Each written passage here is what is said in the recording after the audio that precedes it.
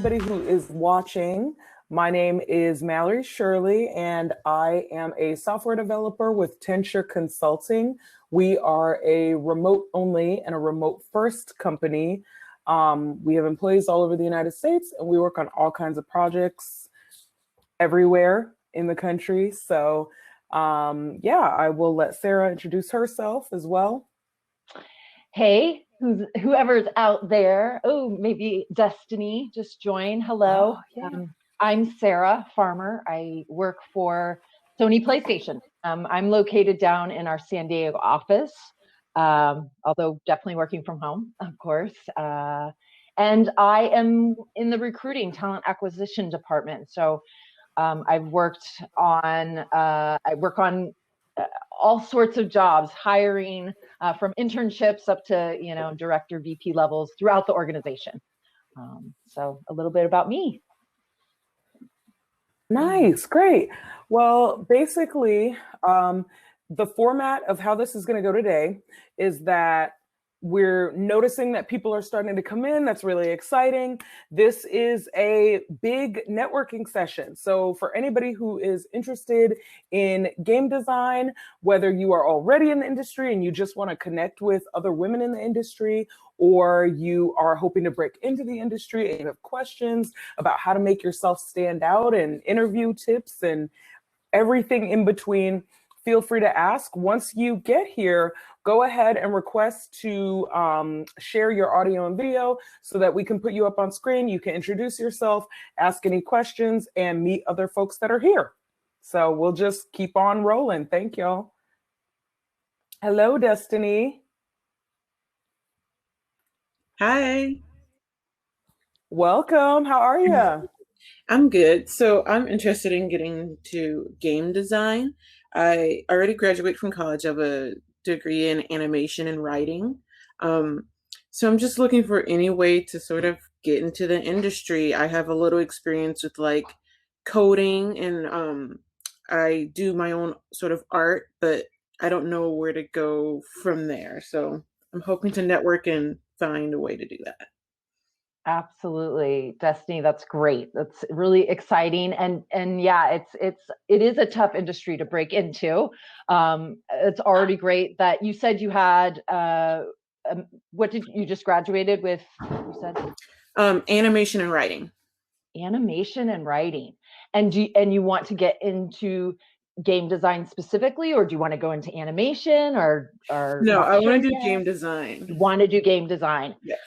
I think personally the best way to sort of get in there then is to focus on launching your own game on some sort of, whether it be on mobile, iOS, something. Work with your colleagues, your grads, your any grad students, etc. But launch a game if you can, if you have that capability. It really will, show teams and hiring managers, in the game development space, how serious you are and what you can already do when so many roles are that senior plus level. You'll find that a lot in these bigger organizations like Microsoft or a PlayStation. How does that sound to you, Destiny? Like creating, or maybe that's something you're already doing or starting to do. Is that?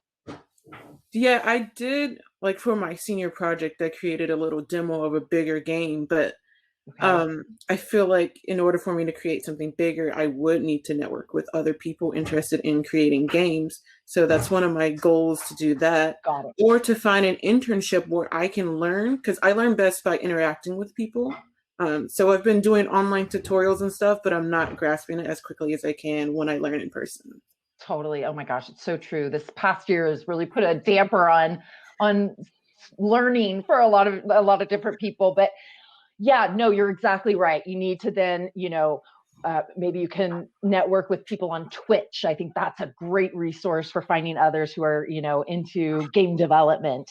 But you're right. You need to, it's all about networking and finding a group of people that could come together to create something like that. Easier said than done. Right. Destiny, how would you rate your networking skills on like a scale of 1 to 10? Great question. Maybe a 4 or a 5. Okay, so that's not bad. I think that one thing about networking is that you have to shamelessly promote yourself. I know it seems many of us are taught, especially as women, that we need to be humble and we don't want to come across too aggressive or the B word, you know. Yeah. But the reality is when you are in a room with people who can support you and help you and connect you, you want to show them all of what you are. You want to show them destiny. Like, you don't want to come in there like, well, I don't know, maybe they don't want to hear it. Nope. You can be like, hey, my name is Destiny Bailey. I graduated with a degree in blah, blah, blah. This is where I went. This is my senior project. You want to see it? I can show you. I can demo you on my phone. Yep. And this is what I love. And really talk about what you love to do everywhere you go across all the platforms that you're a part of. So let your followers on Twitch know. And if you don't have a Twitch channel, make one. Girl, you could talk about anything, and people will appreciate it because you have something to offer that's unique, right? So I would say, as somebody getting started, especially where most of your connections are in school, you don't have as many of these like professional connections or with the large companies, is definitely keep going to conferences, keep working on your skills. There are tons of people here at these conferences. Like, what I do is every time I meet somebody, I connect with them on LinkedIn. Like, I haven't connected with Sarah yet because I haven't had a moment, but as soon as I do, she's getting a request on LinkedIn and I'm going to be like, hey, my name is Mallory. Remember me? This is what I look like. You met me at the networking session for getting into game design. I'm a software developer, but I'd love to. So yeah, so I think that is a good place to start and to just own it. Like, own it. I can tell from you talking that you have this passion for it and that there are a lot of things that you're excited about. I can see it's like right under the surface, but let it out, and stay in touch and give me a LinkedIn connection. Give Sarah a LinkedIn connection. Okay. And Destiny, the internship thing, absolutely. It's a huge way to get yourself into the door at the bigger game companies. So here at PlayStation, we do summer internships. We usually post in the October timeframe over the holidays so that we get ready to gear you up for the next summer. And in regards to the game design, the last little tidbit, depending on your style, you want to focus on what is your artistic view, and does that fit with the photorealism that we're doing here at Sony, or do you want to go to LucasArts or where it's more animated? Or so you kind of want to remember that your audience too as you kind of start to look into your career. I hope that's helpful. Yes. And the internships you mentioned, are they like, because a lot of internships I've been looking for, it's only for like students that are going to be continuing with college like a year or semester after the internship. So it's been hard to find internships for someone who's already graduated. Do you know of any that are available to someone like me? You're right. Yes. Ours is a year after you graduate. We'll take you up to a year after you graduate. So you're right. There is usually that caveat that it's a year out. I'm not sure about maybe some of the independent development studio companies. I would myself have to research that. I'm not totally sure. You do make a good point there. But, I think every organization is different and there's so many different types of opportunities, and there's still entry-level opportunities that will pop up. You just got to, kind of keep your eye on those particular, organizations and what they're doing and when they're posting jobs and the cadence and it is a full-time job, but you can do it. You can totally do it. Thank you. Thanks, Destiny. Good luck.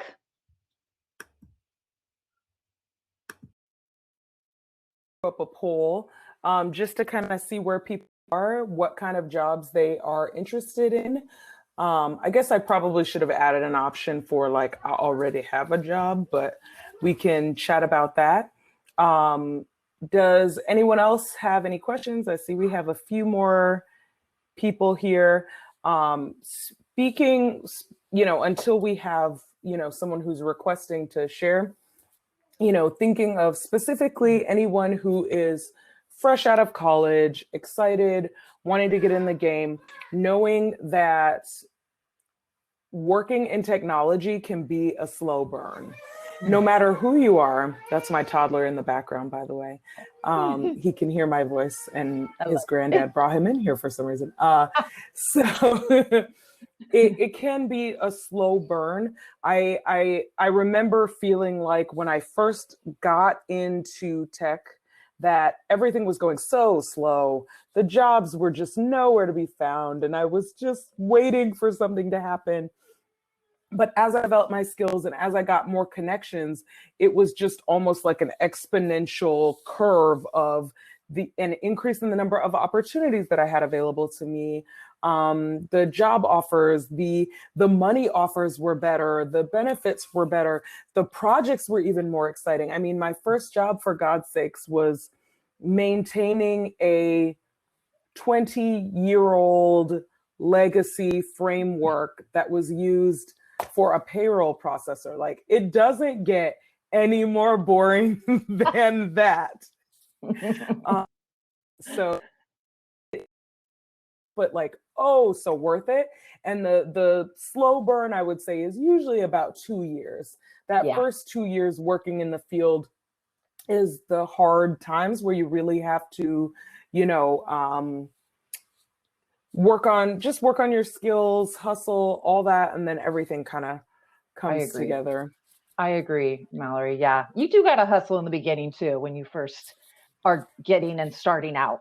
Nothing comes easy. You got to work for it.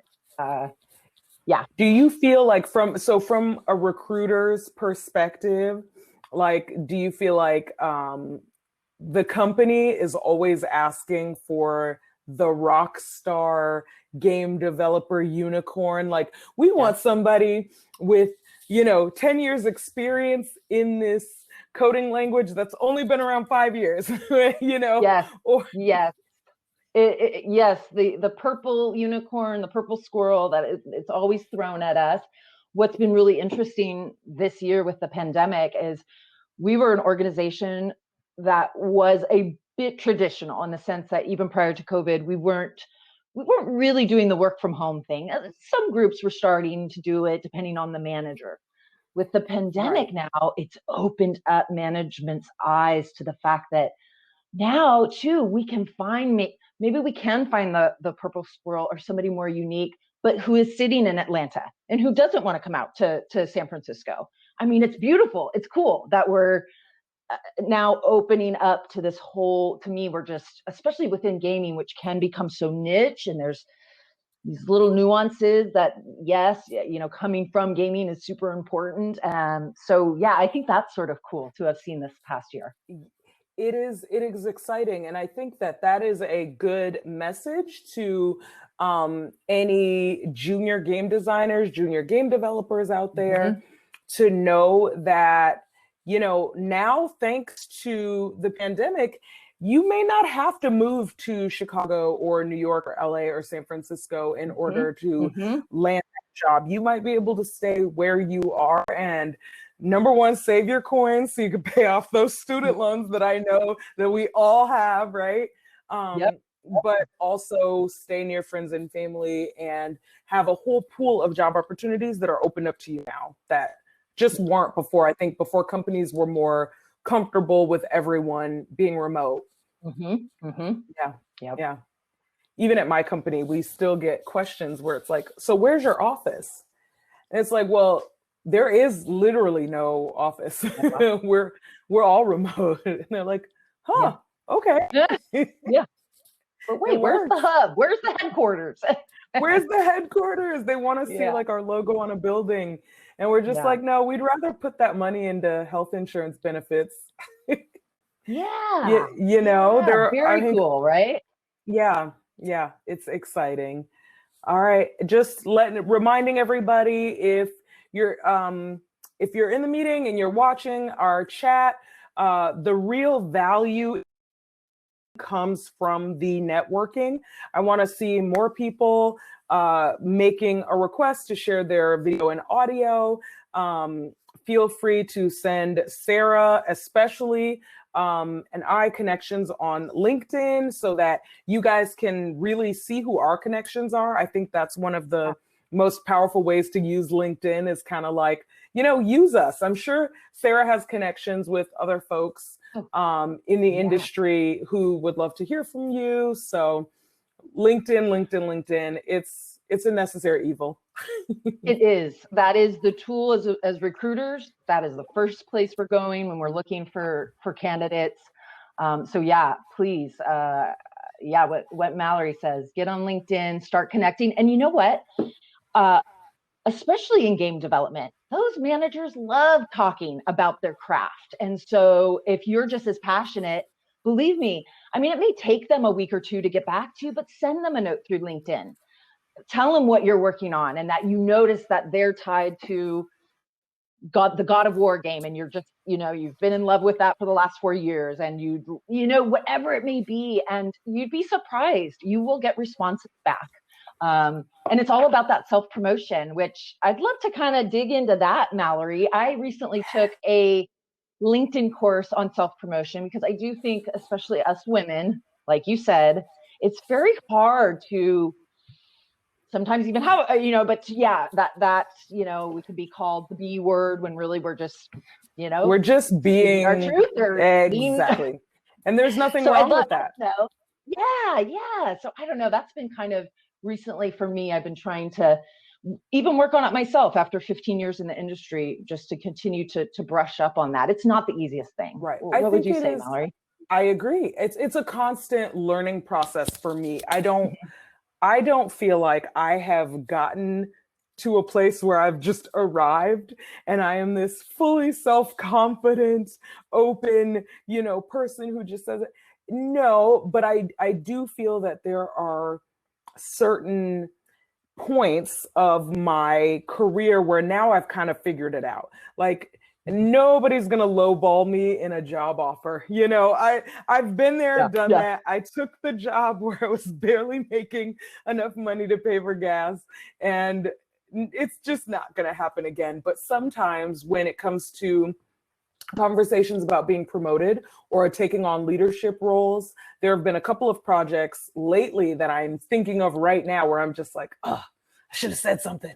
Like, I was the best person to lead that team. I had all the ideas. I knew the work and I was skilled, but I let the person who talked more take over. Or I let the guy take over. And it's hard because, our society is sexist. Like, we value the male voice and male energy. I think all of us kind of have it in us. Like, there have been times where I've kind of thought like, oh, like, can a woman really fix my car? Like, I want that guy over there that looks kind of dirty and disheveled. Like, he can probably fix the car, right? When that is just based nowhere in reality. But it is a constant work in progress. And I'm happy to hear that you actually went to a workshop on it, because it's not something that I've been able to fix myself. I think working with, first of all, other women who can show me the ropes, but also learning what the tips and the tricks are, learning about psychology at work. Those things have been super helpful. But yes, speak up, right? Yep. I think let's the see question. Here. Yes. What do we got here? Aldana, do you have any advice for pitching a game idea to an investor? That is a really great question. And I want to be totally honest with you that I don't know the answer to that. What a great question. That's such a great question. To an investor, that is a good idea. That's a great question. I don't want to lead you astray. I really don't know the answer to that, but I imagine there's some good stuff you research online or even through LinkedIn. There's got to be some good stuff out there on how to go about doing that.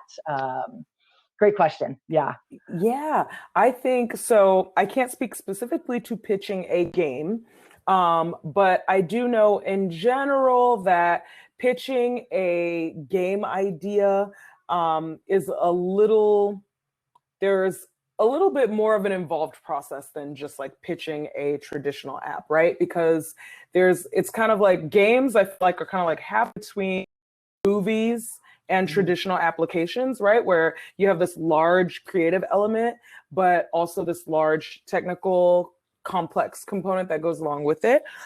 There are actually networks of investors. So just like there are networks for people who are looking for jobs, there are networks of investors who are literally just looking around for the next great thing, the next good idea. I can do some more research for people who are specifically interested in investing in games. But there are just tons of groups out there. That's I would cool. say, yeah, it's really cool. And Aldana, I don't know like specifically what your idea might be, but remember so there are a few ways to do it. So it could be directly through investors that are interested in funding your project and that can connect you with the companies that are doing the type of game that you want to build. You can also go to a game company directly. So if say there is a game that you really like I'm obsessed with Celeste. And Celeste, like say you're making a game sort of similar to that where it's like a platformer and you're running through and bouncing off of walls and getting goodies and things like that. Well, maybe you could contact them. Usually contact information for someone on the team who made the game is actually in the game. So you can always contact someone and be like, hey, I have this great idea, I love it. And remember, the attitude is important. It's sad, like no one should be judging you for like how you speak or if you're soft spoken or if you're not or whatever. But the truth of the matter is investors are going to respond much more enthusiastically to someone who is excited, well-spoken, charismatic, a little more on the aggressive side. I've noticed it tends to be what is preferred, a lot of that like quote unquote male energy. But that's how it is. Yeah, Unfortunately, that is true. We're all grown-ups here, Yep. I think like part of right, part of I do what I do and Sarah does what she does is that we hope that sometime in the near future that won't be necessary, that the female energy will be just as attractive and, exciting as the male energy is. But yeah, so those are some good places to start. I can do some research. I saw I just got your connect on LinkedIn, Aldana, so awesome. Cool. And yeah, I can do some more research and send you what I come up with. And if I can't find something, I'll connect you with 5 more people who can look for you as well. Cool. That investor thing, I didn't really think of that ever. Or yeah. And there are hackathons. There are all kinds of ways to get your products pitched. So yeah. All right. One moment. Okay. I think someone needs me for 1 second, but I'll be right back. Oh yes, please. I'll take over. Well, if anybody else has joined, please say hello. But yay, Aldana, we got some good info for you there. That was great. I'm gonna utilize that too. Oh, let's see here. We've got somebody else. Lisa, I hope I'm saying that right. Hello. Yeah, LinkedIn is, yep, absolutely. LinkedIn connections. I couldn't agree more. Again, that's where us as recruiters within talent acquisition, that's usually our first stop is to LinkedIn, to either perhaps look at your profile or to find your profile, depending on what we're looking for and the type of candidate we're looking for. Lisa, what would you like to share anything? No pressure, of course. I think because you've joined just now, I do work for Sony PlayStation. I'm down here. I'm on the West Coast in San Diego. We're definitely working from home, of course. I can't believe it's been a year. I've actually been here with PlayStation. I cannot believe it, you guys. I joined in 2006. I've got a few cool Sony trophies from my fifth and 10, and now I'll be hitting my 15th year. I fell into the gaming industry, and it's been such a blessing and joy. I was a Nintendo kid, but by all means was not aware of the greatness of PlayStation when I first joined. And I just feel so lucky that in my case, I fell into it. But when I got the job, which was as a coordinator on the recruiting team, entry level contract gig, I really found my footing and kind of found my passion for helping people and working with this great organization on finding good talent. So it's just been a great ride. Mallory, I was just sharing, we've got, I think, Lisa here who recently joined, and I was just sort of giving, again, who I was working for PlayStation. I was telling everybody I'm going on my 15th year here. I cannot believe it sometimes. The same job? That's unheard of in this industry. Yes. So I joined as a young out of college, and I got a contract job. So it started contract. That's another thing I'll say is don't dismiss the contract stuff and consulting. And you'll see that a lot in the gaming industry. Take advantage. If you can get your foot in for even 6 months and then show your worth, there you go. So yeah, cool. Started in 2006, contracted for 2 years. I thought at the end of my second year, I thought, oh, they're not going to convert me. I wasn't quite sure. I got the conversion email, yay. And from there, it kind of, I moved up to sourcer and then recruiter and onward. And it's been a great ride. It's been a cool ride. Just curious, what are some of the highlights from your career at PlayStation so far, or some of the interesting trends that you've seen? Anything unexpected, Great question. Well, I have to say, when I started with PlayStation, our HR department was probably 30 people. And now, fast forward, we're, and this is just in California. Now we're 100 people, plus we've got our global regions. I mean, now we're like a 200-person HR department. It's crazy how much I've seen. It's been cool to see the growth from more of, even though it was, PlayStation 2 had come out, no doubt they were a bigger company, but when I started, it was very entrepreneurial at heart. It still felt like sort of a startup in many ways. It was very exciting. It was very exciting to see the PS3 launch. I've now gone through 3 different launches, which has been a super big highlight. And the last one probably being the most epic, just because we couldn't all celebrate together. But this amazing team of ours decided, hey, at all of our major hubs, Singapore, Japan, San Mateo, we're going to do an amazing light show. And it was I have chills thinking about it. It's cool to be part of an organization that is just at kind of forward thinking, creative. It's innovative. It's the coolest. So yeah. That is so exciting. Yeah, I've had some great, for me too, the reason I've been here is the diverse culture, it's the innovation, it's the work-life balance. And fortunately for me, PlayStation has kind of done this growth. So I've been on this kind of fun ride where it hasn't felt stagnant and boring, and I've been able to continue to grow, which is what it's all about. That is how I imagine you stay there for 15 years. Exactly. Yeah. Ooh, that brings me to another point, actually. In your career, I think a lot of times as women, sometimes we feel that we owe a company. We may feel stagnant and like we are not being challenged or given the projects or the promotions that we deserve, but because they hired us, oh, we're so thankful, that we don't end up looking for other jobs.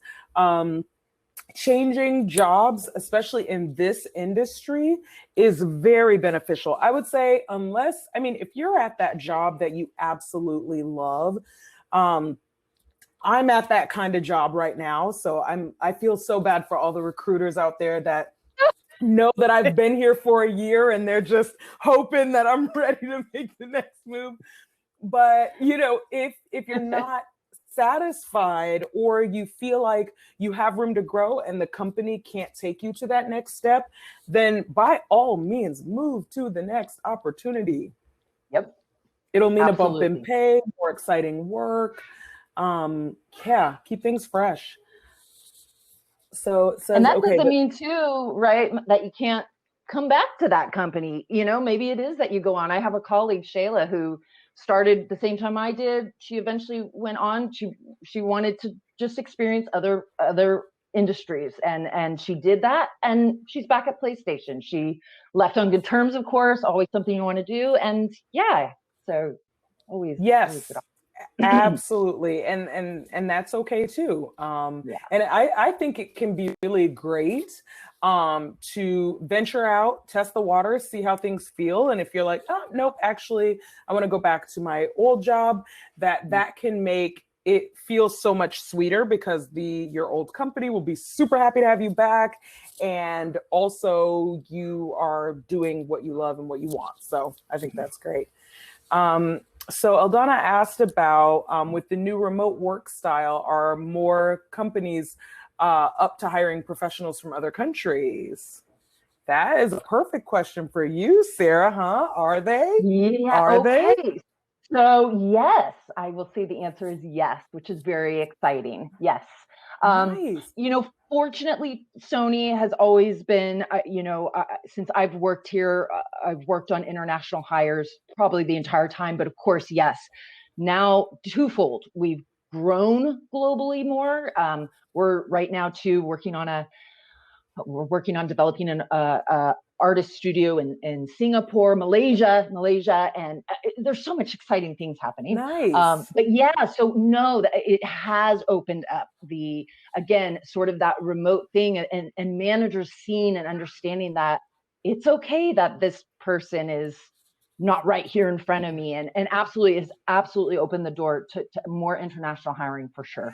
Yeah. And I've noticed even more so, in addition to being willing to hire folks from other countries, is with the time to, okay, Aldana, we're on the same wavelength. That's I funny was you were thinking going about there. the time difference. Yes. So obviously, if you're outside of the United States, heck, if you're in the United States, but in a state like Hawaii, the time difference is pretty big between working hours. I have noticed that a lot of companies are getting more comfortable with asynchronous work. If you don't have a customer facing job, and many jobs in game design don't necessarily have to be customer facing, that companies would be okay with you working asynchronously, or working with a half day overlap, or a certain number of hours a day where you agree to be available during US business hours, but then other times can do it on your own. So say, if for instance, let's just say you live in Morocco, and Morocco is 6 hours now. I can't keep track because of daylight saving time. Totally. But say you're 6 hours away, which means that there would only be a couple of hours overlap. That may mean that you just work earlier in the day. So the company may be more flexible with scheduling meetings. I know that I work with some folks in Ukraine and in Portugal, and we just make sure that we make all our important meetings in the morning, so that we're not asking someone to stay up until midnight to talk to us. So yeah, it is definitely possible. Yeah. I'm working right now with a manager in Amsterdam. I was trying to, and it has its challenges sometimes, but exactly like you said, Mallory, there usually seems to be some sweet spot that kind of will work for everybody. And those meetings aren't happening daily, right? That it's, so I would say once a week, usually twice a week, maybe. Yep. And it depends, I think, on how senior you are. I do know that the more senior you are, It can go either way. So either you can have way more freedom because you are just so good at your job that everything is like clockwork. Or it can be tough because now that you are more senior, we need you in these leadership roles and we need you to be taking a more active customer facing, role. So it just depends, but it's all about finding the right match. So I know that the right match is out there for everybody. Absolutely. Absolutely. Yeah. Glad we could answer that. Yeah. Open to any other questions. I put a poll up. Also, feel free to go ahead and rate this segment. It is totally anonymous, just to let y'all know. We don't know who's responded how, but BCGA really wants to know how people are feeling about these segments and if they are useful and all that jazz. So again, this is an open discussion. I'd love to see more people introducing themselves. If you have questions or you just want people to see your face and know what you do, plug your work. Yes. Just request to share your screen and we're open to having it. Informal. Don't feel, this is for us to just, talk about just stuff. Everything. I mean, if you just want to talk about games, I love games. I feel like I like more like nerdy games. So speaking of PlayStation, we had a PlayStation 1, which was unusual. My mother was always like, we are not buying a console unless it's 5 years old. So but we were so excited. We were like, oh my God, it's so cool. And I remember when Time Crisis came out on the PlayStation 1, and it was this cool first-person shooter game, which at the time, first-person shooters were super special. And I just had to beg my mom because Doom was like my first favorite game that I was obsessed with on the PC. I beat it the very first day. I think it only takes like 11 minutes to beat Doom or something like that. But, but I was so obsessed. And getting a PlayStation was my introduction into the gaming world. It was a really blissful time, honestly, because games felt more like equal opportunity, like anybody can play, any age, any gender. There wasn't, anything really attached to it. And it just felt like a really fun, free time where I could really express myself. That's cool. That's a cool memory to have. Yeah, I love that. I love that. I certainly have very fond memories. Again, I was a Nintendo baby, but such fond memories of that feeling of getting a new game and I mean, anything. It was fun. Yeah. Oh, it was so funny in our house. Like when we'd get a new game, it would be like, okay, we were going to cook enough food for like 2 days, get everything settled, nobody bother me. I'm going to just be gone. I love it. Yeah. I remember the first game I actually bought myself with my own money was Parappa the Rapper. Do you remember Parappa the Rapper? No. And that's amazing that you even remember that was your first game you bought. It was so now I have to Google it. But this game, yay, Joy! Yes. Okay. So this game, it initially bought it for one of my siblings, and I thought, oh, this looks like a kid's game. It would be, great. So it looks like Parappa the Rapper was developed by Nana Onshaw. They make a bunch of games. It was designed by Masaya Matsuura. So Masaya Matsuura kind of has this, you'll recognize Matsuura because it is like this colorful, upbeat aesthetic. But anyway, it is a rhythm game where basically you have to tap the buttons on the controller in a certain rhythm to make the characters rap. And the rapping has to be good enough to like get through the levels. I love it. I encourage you to check it out. So you can I'm gonna check it out. I'm sure there's gonna be like a PS5 version. Like That would be it's like a incredible. 20-year-old game. That's really wow. Oh my gosh. Why do I not know about this? It is. Oh, ooh, Destiny said, what's currently your favorite game or games? Ooh. That Are is. you playing anything, Mallory? I know you've got a toddler. Am I do have a playing? toddler, but he watches me play. Okay, cool. He's still young enough where he doesn't know that his controller is dead. So we just give him a dead controller. So I am a huge platformer nerd. So I just finished Super Mario Odyssey on on the Switch, which was really great. Zelda Breath of the Wild was a fantastic game, and Celeste is one of my favorites on iOS. What else am I playing? Oh, I also played over it. I love it. Donkey Kong Tropical Freeze. This game really got slept on, but I think it is the best platformer. You like it? Platform like adventure game of all time so far. And I'm a platform geek. So yeah. Very cool. Oh my gosh. Well, you guys, I'm not a big gamer. I'm not a big gamer. We're kicking you out right now. But oh my gosh, I love all the graphics I see on like Destiny and all those kind of film meets.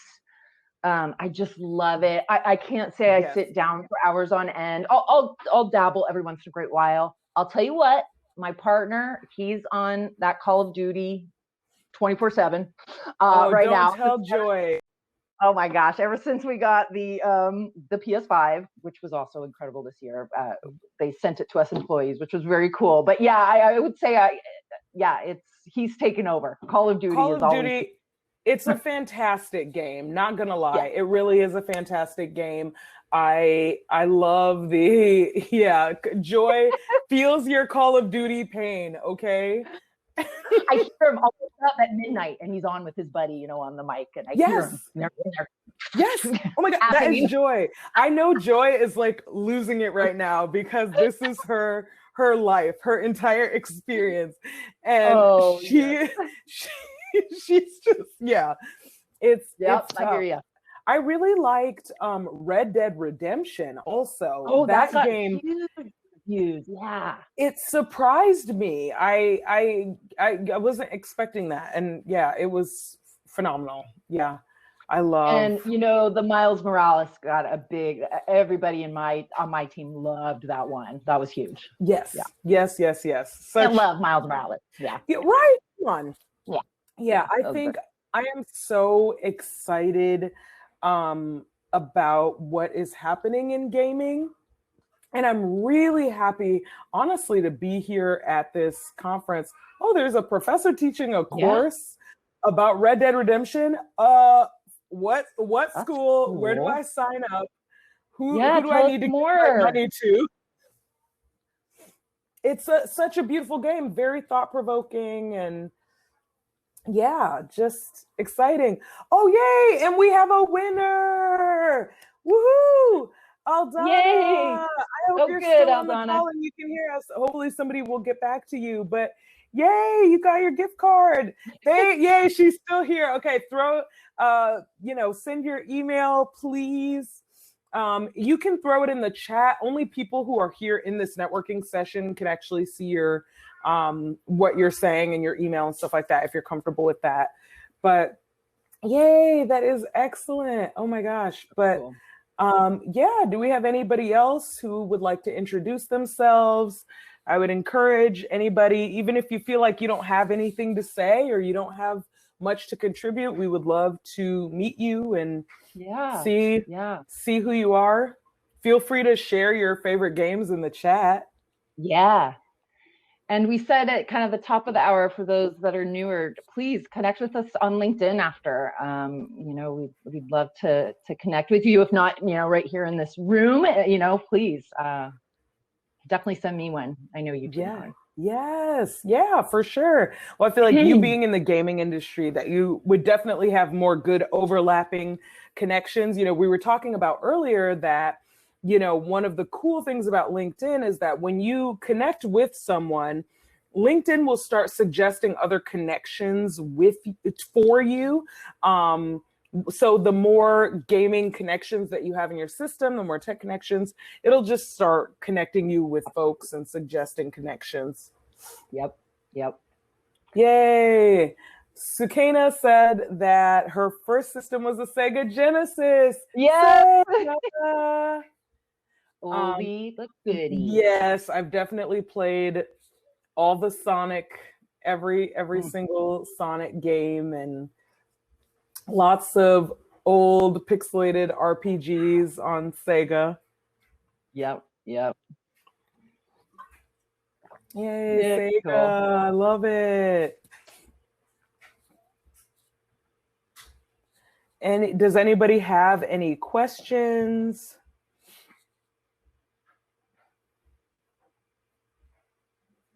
Yeah, and again, if anybody wants to pop on and say hi, Mallory and I just look at ourselves. I know, right? Yeah, it is interesting. I'm really glad to see that there are so many folks who are excited to get into this, asking the right questions. I am passionate about women in technology. I am passionate about people of color in technology because, I think a lot of people tend to think of diversity as a really good idea, which it is a really good idea, but diversity also makes your company more profitable. This has been shown time and time again that we need diverse ideas from all different populations, and women are higher consumers of games than men are. And obviously, we could stand to improve the field by having our ideas out there. So that is just interesting. And I think that we've seen sort of this trend in the last few years, especially since Gamergate, to really put women at the forefront of the gaming industry and take their ideas and take a lot of the like gross sexism out of games. Like if I see another half nude woman on a piano, I'm just gonna die. Like I'm gonna just pass out, either on a piano, on a on a, I mean, there are just so many places where they just put naked ladies in games, and it's so unnecessary. Yeah, and just loving to see female-led games, female character-led games, like the one about the blind woman. One of Us, all of us. All of us. All of us. All of us. Yeah, yes, that's it. Yep. Which was just a fantastic game, and so just so new, so exciting, so moving. I mean, every guy I talked to that played All of Us was like, oh yeah, it had me sobbing. Yeah. And I'm just like, yes, like that is what games should be. They should make us feel things that we just can't experience here in regular real life. And I'm just so excited to see y'all ready to get into this field and bring your ideas and your excitement and your creativity, because it's gonna make games much better for me, especially. Yes. I like that. Yes, agreed. It's selfish. Yes. I just want to buy your games. I want to, wake up in 5 years and see Destiny's game, in the Play Store. Yes. Agreed. Yeah. Okay, so Aldana said, what was your favorite game project to participate? Ooh, that's a question for Sarah. What was your favorite game project to participate? For me, actually, it probably was when I first started with Sony. I am on the God of War title You'll find my name in there. I love it. It was, they threw me in there. I learned a lot really fast working for that Santa Monica team. It's no joke. They're hardworking individuals, and as you're getting to understand the game process, and I mean it's fast paced, hard deadlines, and it was fun to pump up that studio and bring in some really cool talent and see that game come to fruition. So that's one of mine, for sure, more early in my career. And I just feel so blessed that I've have just continued to bring in good talent to PlayStation, whether on the game side or I've traveled a little to the corporate side. It's been really cool to see both sides grow, and yeah, it's also fascinating to learn the different parts of the business from nowadays too, all these privacy issues. So for example, I work with our legal team, and it's so fascinating and such a complex. PlayStation is a fairly complex organization.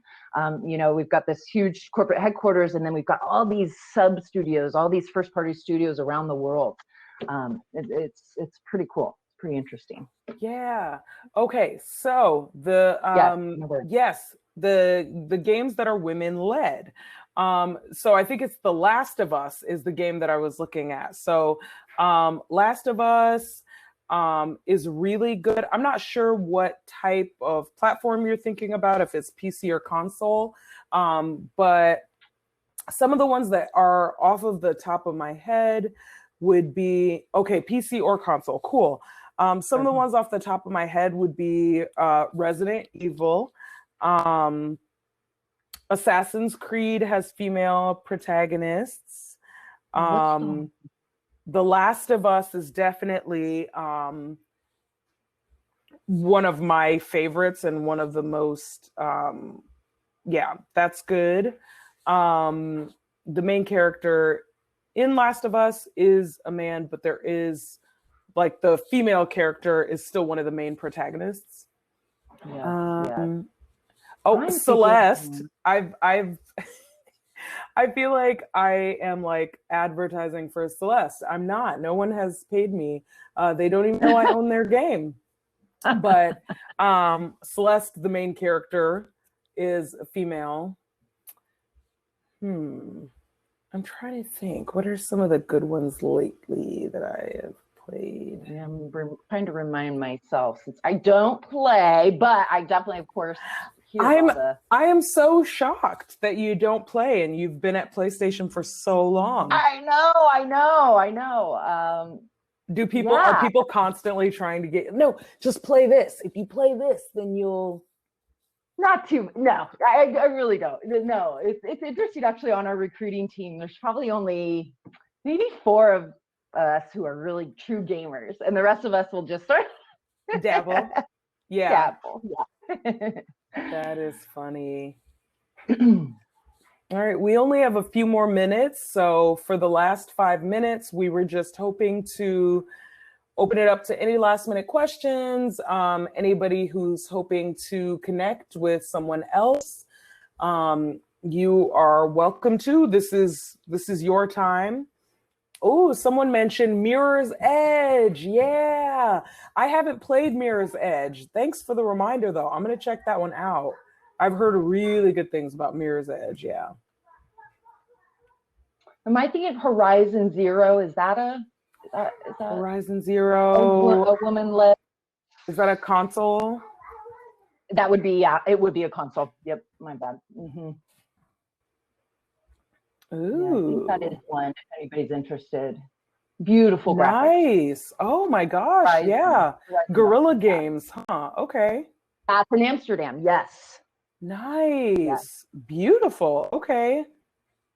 Oh man, yeah, I'm just gonna neglect my child and my job after this. I have great game recommendations. That wasn't even the goal of this networking session. Let's see. 80 says Mirror's Edge. Ooh, okay. Yeah. I haven't. I don't know, you guys are sort of making me excited to maybe go out and do, one of these. Yeah. I think you might be surprised. Okay, cool. Yeah, that has really high scores. Nice. Yeah, Cool. but it's, again, just a reminder of what we were talking about right in the beginning, unless for some of you who maybe just joined, that breaking in as a junior anywhere in the tech industry can be really tough. Some of the barriers to overcome are really a lack of connections within the field. Usually your first job will come from some connections, somebody who's willing to take a chance on you. But there's also a lot of work to be done to develop your skills, get your name out there, networking, telling people what you're interested in and what you love to do. And just shamelessly promoting yourself, as I like to say. Don't be shy, because if you've only got 30 seconds to really impress someone or make a connection with someone, then I say do it right. Get yourself out there. Tell people what you love, what you do. Tell them you're looking for a job. I think in our culture, it is not very, I think it's a little culturally taboo, I shall say, to, tell people that you're looking for a job.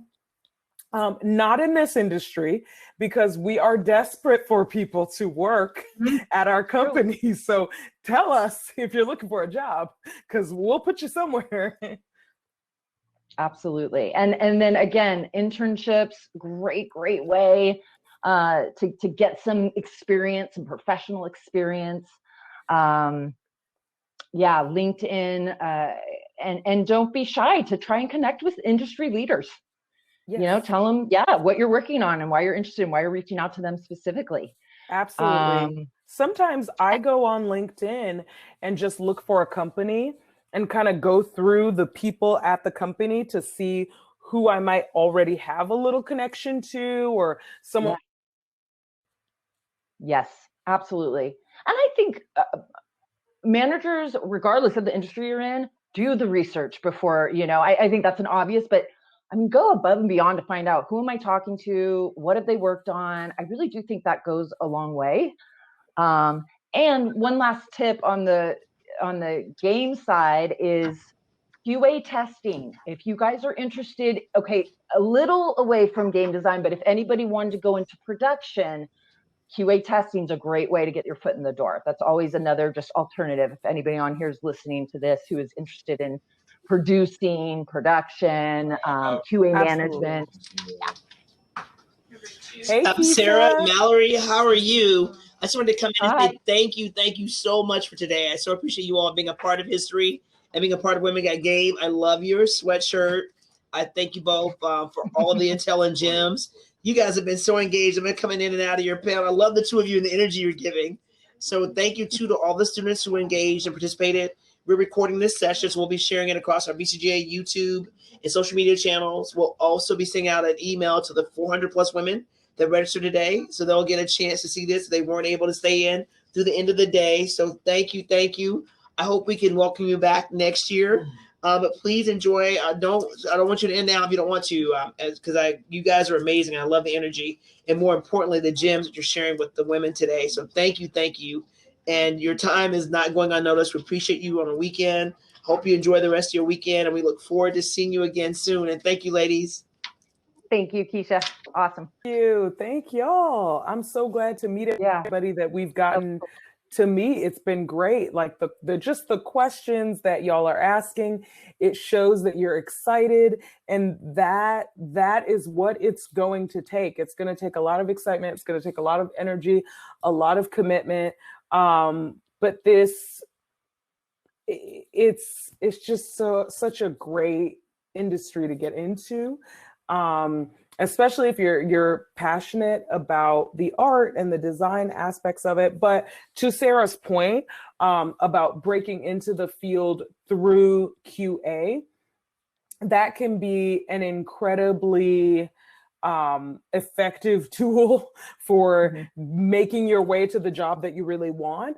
Because sometimes some companies, every company has their little algorithms for how they filter out job applications and resumes. And a lot of the common ones is if you don't have you haven't had a job in the field yet. So they just want to see that you worked for somebody and you did a good job, even if it was on the production side rather than the design side. So I would say definitely don't poo-poo a QA job, because it can definitely lead to your next. I think that for the most part, you know, QA folks, some folks just love QA. Love QA folks who are so good at what they do, and it is all they want to do, and they want to stay in QA. But I've noticed a lot of QA folks kind of wait around to see what part of the field that they'll feel called to. And Destiny, yes, you're right that the jobs will require experience, but I'll give y'all a secret, is that pretty much every job, like every job description, every job request that goes out there is going to say they require experience, even if the hiring team knows that they're willing to hire someone who doesn't have direct experience. So remember when I was talking about that shamelessly promoting yourself part?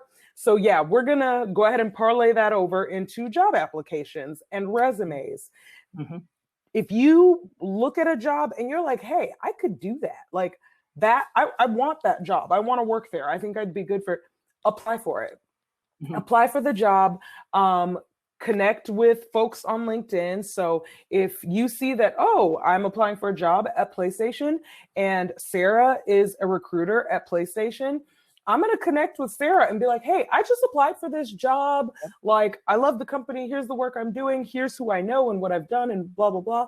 Then maybe Sarah can give you better next steps. But I would say always, always, always apply to a job that you want, even if the job says that you need to have experience that you feel you don't have.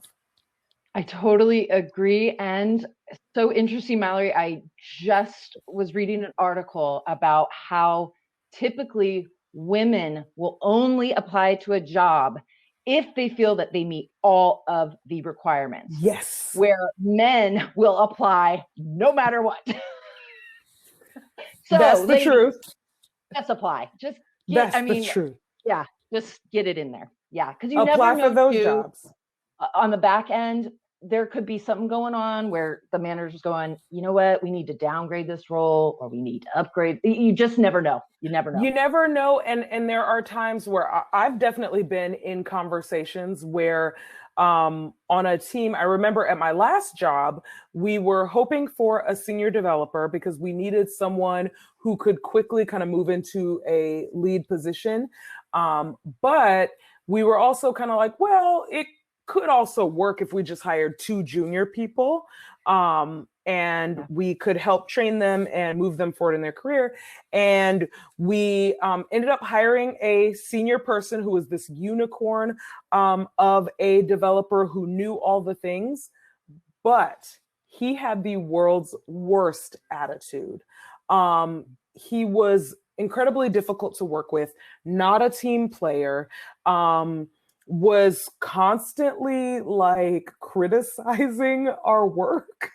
Like, you know, we have spent years on these applications and this guy shows up and is like, oh, you gotta be kidding me. You do this, you do that. Why do you? And he was just horrible to work with. And also had some like hygiene. And so he was let go at the end of his 3-month contract as a contract to hire. But then after that, we ended up hiring those 2 junior folks that really impressed us initially in the interview. And one of them was a woman, and they were fantastic. And they're both still at that company today, and they're thriving and they're being promoted. And so I just feel like, yes, a unicorn or someone who has tons of experience, they will definitely get the interview over anyone else. But don't let that deter you from applying, because you never know what's going on behind the scenes. And one really, really important point that I love to drive home is that your resume needs to look good. Remember, anyone, I'm sure Sarah, how many millions of resumes have you I seen?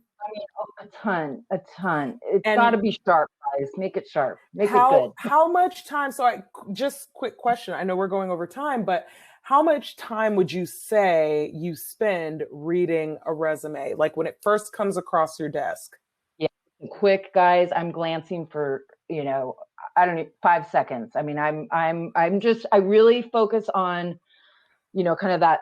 Usually there's some sort of summary I find that people put, and then, I really want to see the experience right away. Just what kind of companies have they worked for? It depends on the job I'm recruiting for, but yeah, I mean, it is true. We see so many applications that we're very quickly on that initial, just taking a look. It's pretty fast. Yes. Yeah. And so knowing that, it is incredibly helpful if you format your resume in a way that is, number one, easy to read. Because like Sarah said, the experience section is going to be the first thing anyone looks at. They're not going to look at, honestly, half the time where you went to school does not even matter in tech. Like we're just so desperate for good people, and there's so much work to be done that we want to know what your experience is. And so you may say, well, what if I have no experience? Like I'm fresh out of college. What do I do? Well, in your experience section, why don't you post the repo to some of the games that you built while you were in school? Why don't you post, your volunteer gig working for, the public schools and helping kids build their own game? Like there are so many ways to do it, but a really clear, succinct resume that is clean and well designed, especially if you're applying for a design job, your resume better reflect the kind of work that you want to be doing. None of that like Times New Roman stuff. I think that people are wanting to see really clean, beautiful looking resumes that are easy to read. Exactly. And exactly like Mallory said, if you're coming out of school, that's fine. Just put the projects. What role did you play? What were your responsibilities? What did you do? That's what managers want to see. Absolutely. And then of course, within game design, you're probably going to have a portfolio, and we want an easy link right on that resume. I want to be able to click on that and see what you're doing. Yes, and double check all your links on your resume. Make sure that they all work and that they take people, where you're hoping that they go. And if there is some glitch, like maybe some server is down that you use, or that hosts your work, warn folks so that they know, and maybe share a video of your work. I obsessively make videos of examples of my work because I'm just always afraid if for any reason I am called to demo my work and for whatever reason my server's down or something's gone wrong or my internet's not fast enough. I just like to have a video. I can play that video. I can show people, look, this is what I've done. So that can help. But yeah, scour those jobs. And I guess as an idea, the job process typically goes for the first job. For your first job, you're going to be applying to 100 jobs or more. That is just, I think, standard. And a lot of times I would say, Destiny, absolutely. Yeah. Send me your resume. It is, and I'm sure Sarah is open to that as well. Yep, I would. Totally. It's great. There are going to be a lot of no's in the beginning. That's just part of it because, like Sarah said, most of the time people are looking for these senior level positions and above. And I think it's part of that crunch that we're experiencing in the technology industry, where the work that needs to be done is just getting more and more and more complex. And there aren't enough people being funneled into the field to continue. It's like with medicine, like there's always more doctors going to medical school. I mean, there's always a shortage of doctors, but there's always more doctors going to medical school, coming into the field, getting jobs. With technology, for a long time, there was just nobody going into the field. So we're kind of in this crunch now where we're looking to people like you to get into the field and provide those skills and that work and all that. Absolutely.